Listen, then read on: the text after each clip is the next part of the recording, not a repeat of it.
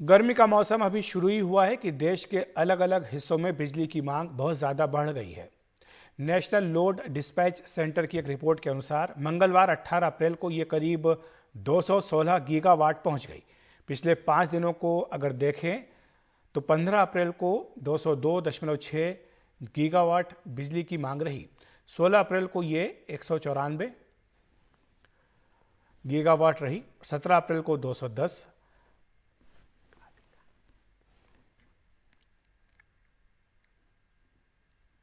तो इस तरह से मांग जो है लगातार बढ़ रही है। हमारे सहयोगी हिमांशु शेखर हमारे साथ जुड़ गए इस खबर पर चर्चा करने के लिए।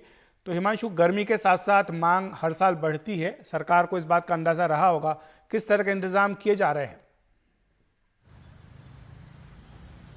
देखिए, ये महत्वपूर्ण बात है कि मंगलवार को जो देश में जो पावर की डिमांड थी, मैक्सिमम जो इसको बोलते हैं पीक डिमांड पावर की, वो 215.8 गीगावाट तक पहुंच गई, जो कि रिकॉर्ड के बिल्कुल करीब है। इंडिया में इससे पहले पिछले साल अप्रैल में 216 गीगावाट पावर की डिमांड हुई थी, तो लगभग रिकॉर्ड डिमांड हुई है। और जो गर्मी जिस तरह से देश में बढ़ रही है, उससे पावर की जो खपत है वो भी बढ़ती जा रही है, डिमांड बढ़ती जा रही है।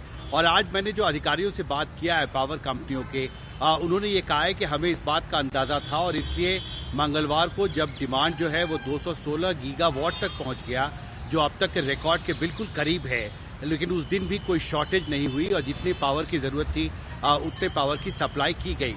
दूसरी महत्वपूर्ण बात यह है कि अभी थोड़ी देर पहले मौसम विभाग का एक पूर्वानुमान जारी किया गया है, जिसमें यह कहा गया है कि दिल्ली एनसीआर के साथ साथ हरियाणा के कुछ इलाकों में बारिश हो सकती है और इससे निश्चित तौर पर तापमान में कुछ गिरावट होगी।